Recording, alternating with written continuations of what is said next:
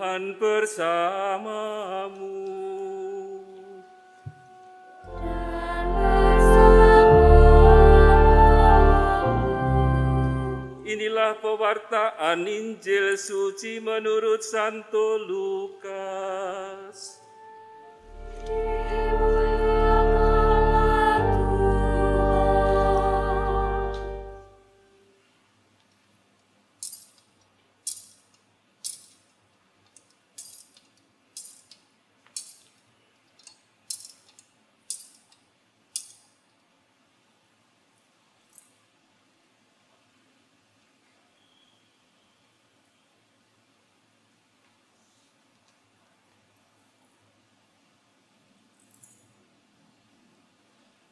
Sesudah bangkit dari antara orang mati, Yesus menampakkan diri kepada para murid.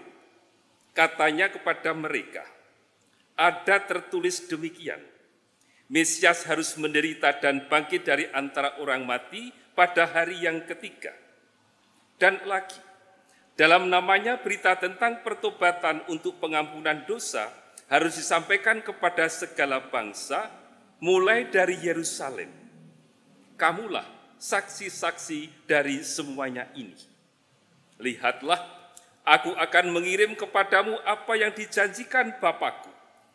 Tetapi kamu harus tinggal di dalam kota ini sampai kamu diperlengkapi dengan kekuasaan dari tempat tinggi. Lalu Yesus membawa murid-murid itu keluar kota sampai dekat Betania. Di situ ia mengangkat tangannya dan memberkati mereka. Ketika sedang memberkati mereka, ia berpisah dari mereka dan terangkat ke surga. Mereka sujud menyembah dia, lalu pulang ke Yerusalem dengan sangat bersukacita. Mereka senantiasa berada di dalam bait Allah dan memuliakan Allah. Demikianlah sabda Tuhan. Terpujilah Kristus. Saudara-saudara terkasih dimanapun Anda sedang berada, ada yang menarik dari ketiga bacaan yang baru saja kita dengarkan. Bacaan pertama sepertinya sama dengan bacaan dari bacaan Injil. Saya bacakan lagi. Bacaan pertama dari Kisah Para Rasul menulis demikian. Sesudah mengatakan demikian, terangkatlah Yesus disaksikan oleh murid-muridnya sampai sebuah awan memisahkan dia dari pandangan mereka. Injil menulis begini. Ketika sedang memberkati mereka, Yesus berpisah dari mereka dan terangkat ke surga. Ada kemiripan antara bacaan pertama dari Kisah Para Rasul dan dari bacaan Injil Lukas. Para saudara sekalian, kemiripan ini dengan gampang dijelaskan mengapa kok ada kemiripan antara bacaan pertama dengan bacaan Injil. Mirip, karena dua-duanya ditulis oleh satu orang yang sama, yaitu Lukas. Lukas, para saudara sekalian, menulis dua buku di dalam kitab suci Perjanjian Baru.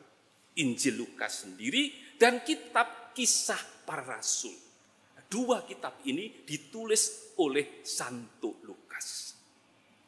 Nah, maka dengan kemiripan ini, para saudara sekalian, kita akan memulai, atau kemiripan ini membantu kita untuk melihat perayaan atau hari raya kenaikan Tuhan kita Yesus Kristus ini dengan lebih mudah. Para saudara sekalian, menurut Lukas, karya keselamatan Allah itu dimulai dari Galilea, berjalan sampai ke Yerusalem. Dan ini adalah Injil Lukas. Atau kalau dirumuskan secara lain, Injil Lukas itu melukiskan bagaimana perjalanan pewartaan kabar gembira itu berangkat mulai dari daerahnya Tuhan Yesus berjalan sampai ke Yerusalem. Dan di sana berakhir dengan diangkatnya Tuhan Yesus ke surga, sebagaimana kita dengarkan tadi. Bacaan Injil tadi merupakan bagian terakhir dari Injil Lukas. Kemudian Lukas melanjutkan kisah itu dalam bukunya yang kedua, yaitu Kisah Para Rasul.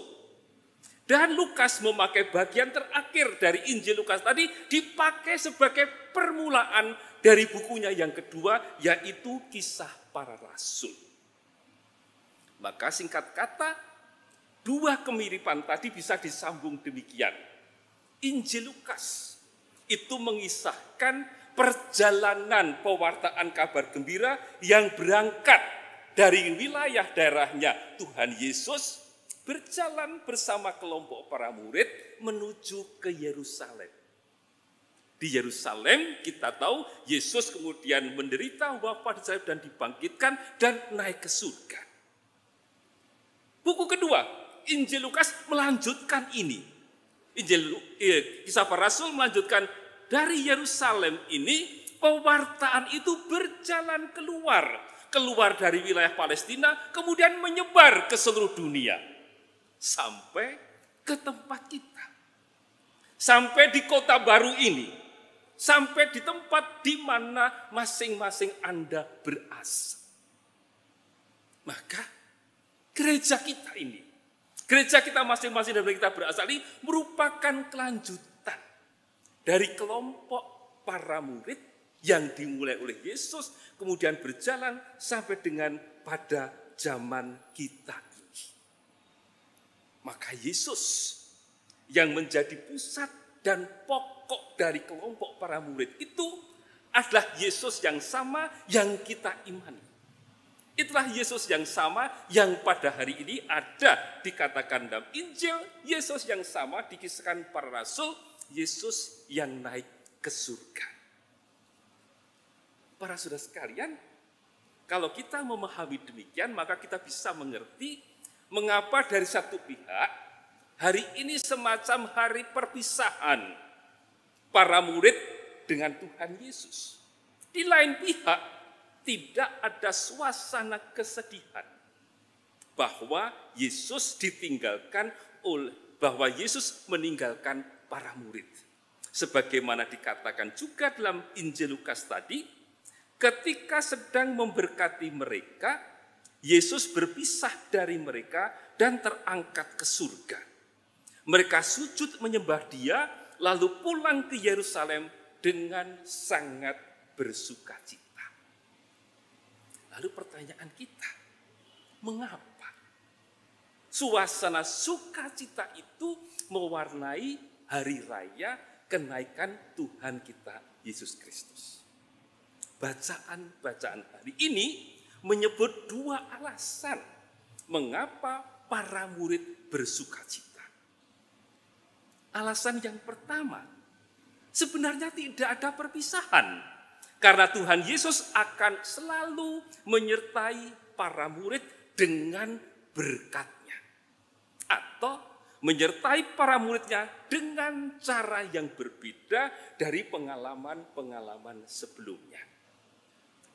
Dan itu ditulis, pengalaman-pengalaman penyertaan Yesus itu ditulis oleh Lukas dalam Kisah Para Rasul.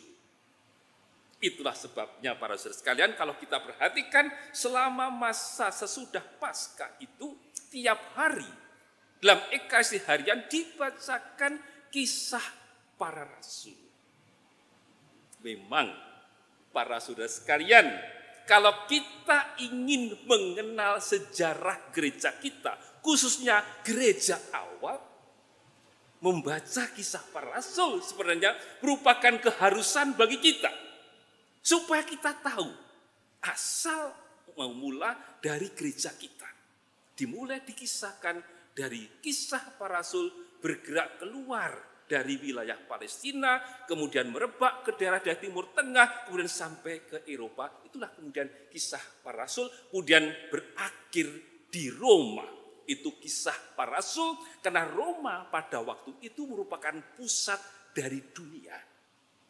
Maka kalau dikatakan Lukas melukiskan perjalanan pewartaan kabar gembira itu mulai dari Galilea, tempat Yesus berasal, berjalan menuju ke Yerusalem, itu Injil Lukas, kisah para rasul dari Yerusalem, gereja mulai berkembang keluar dari Palestina, kemudian menyebar ke seluruh dunia. Maka itulah alasan pertama mengapa para murid tidak sedih. Karena memang sebenarnya Yesus tidak meninggalkan mereka. Hanya kehadiran Yesus itu hadir secara berbeda dari pengalaman-pengalaman sebelumnya. Dengan lain kata teman-teman sekalian, gereja kita ini merupakan kelanjutan dari kelompok para murid. Kelompok kasih, komunitas kasih, jalan Tuhan yang diceritakan mulai dari kisah para rasul sampai dengan zaman kita itu. Itu alasan pertama. Mengapa para murid tidak bersedih? Karena memang nyata tidak ditinggalkan oleh Yesus. Yesus akan tetap menyertai kita dengan cara yang berbeda. Itu alasan pertama.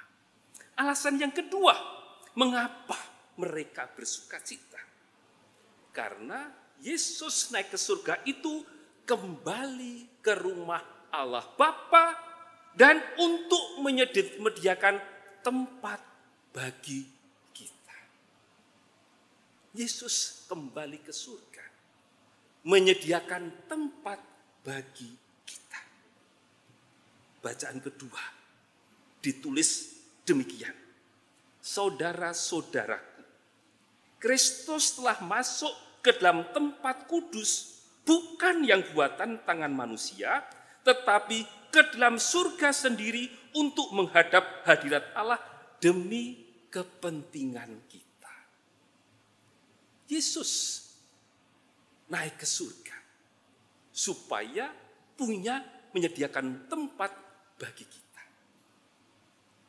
Oleh karena itu, mengapa tidak bersukacita? Kalau pertama, Yesus tidak meninggalkan kita, tetapi menyertai kita secara lain. Yang kedua, Yesus naik ke surga, ke rumah Bapa itu untuk kepentingan kita. Menyediakan tempat bagi kita. Oleh karena itu, Bapak Suci Fransiskus selalu menggarisbawahi, selalu menekankan, mengharapkan agar setiap orang Katolik, setiap orang Kristen, setiap murid Kristus itu harus memiliki rasa sukacita. Bahkan Paulus mengatakan ini ciri dari murid Kristus. Sukacita. Karena apa? Karena sebelum naik ke surga, Yesus meninggalkan berkat untuk kita. Maka kita adalah manusia-manusia yang terberkati. Kristus pergi untuk menyediakan tempat di surga bagi kita. Maka kita pantas bersukacita dan bukan bersedih karena Yesus meninggalkan kita.